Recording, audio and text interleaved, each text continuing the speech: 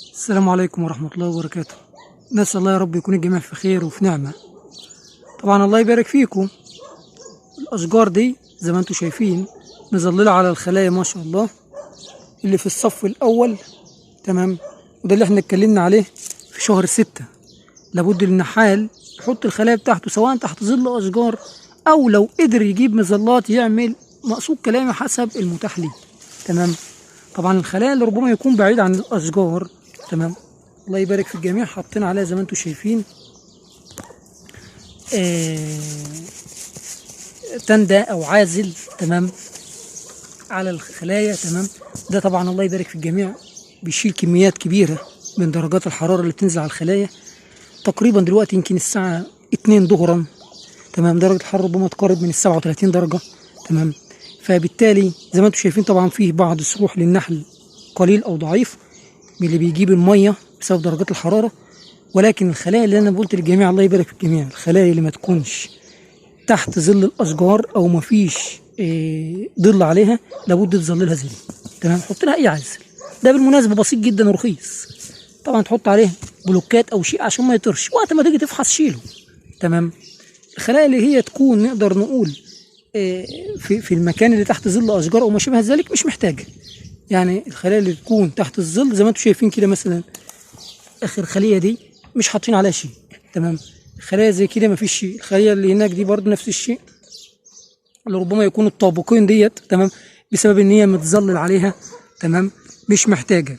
اللي انا اقصده شوف الخلايا اللي في مرمى في المرمى بتاع اشعه الشمس.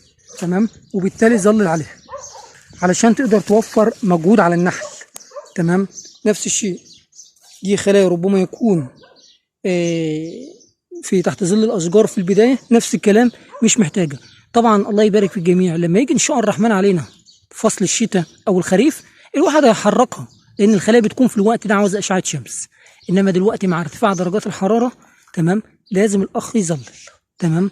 يعني زي ما انتم شايفين فتحه السروح النحل هادئ عليها لا يوجد مشكله. تمام. هادئ النحل على فتحه السروح. تمام. لو فيه بالمناسبه درجات حراره مرتفعه على الخلايا دي تمام كنت هتبص تلاقي نحل متكور او واقف في الخارج. تمام. لما ربما يكون حركه النحل كلها طبيعيه. تمام. على الرغم ان درجه الحراره ربما تقارب من 37 درجه او ما يزيد. تمام. لان الساعه تقريبا الساعه 2 الظهر. فطبعا الله يبارك في الجميع لو سبت الخلايا تحت اشعه الشمس مباشر. تمام. وجيت تكشف الخليه مثلا او تفحص الخليه هتلاقي النحل كله سايب البراويزه في ارضيه الخليه. هتلاقي النحل كله في ارضيه الخليه عشان بس يكون عندك العلم. فبالتالي وفر مجهود على النحل. موسم عسل اعمل كده. اخواننا اللي في الخليج تمام او في شمال افريقيا اي اخ بيستمع ليا او بلدان الشام عندك درجات حراره ازيد من ال 32 درجه ظلل على الخلايا بتاعتك. تمام. ممكن واحد يقول لي الاجواء عندي مش مستقره. خلاص يا اخي حط عوازل نقدر نقول تشيلها وتحركها. تمام. وانا دلوقتي مثلا لما احط عوازل زي دي حاجات بسيطه جدا اهي. حاجات بسيطه جدا اهي. مش هقدر اشيل ديت اليوم لو الجو مطره واحطها بكره لو في درجات حراره. ما هيش صعب عليا. صح ولا لا؟ مش صعب عليا. تمام. طبعا انا تكلمت ربما يكون في موضوع اخر وهو بالنسبه لي رفع الخلايا عن الارض. تمام. قلت النحال اقل امكانياته. تمام. لو هيحط الخلايا على بلوك تمام يكون افضل ما تحطش الخليه مباشر على الارض. ده لا. تمام. اقل حاجه اعمل زي ما انا عامل كده. تمام. بلوكات 2 بلوكات وفي الخلف 2 بلوكات حط الخليه عليها. نزل امطار يبقى انت محافظ عليها. جه درجات حراره مرتفعه تكون بعيد عن درجات الحراره المرتفعه. ده اللي احنا عاوزينه. ما تكلفش نفسك يا اخي. واحد تاني عنده حوامل عنده كراسي. تمام. ما فيش مشكله. اللي عندك ومتاح ليك حطه. اخوه عندهم مرصات مثلا مفيش مشكله. تمام. انما ما تحطش الخليه بتاعتك على الارض مباشر. دي اهم شيء. تمام.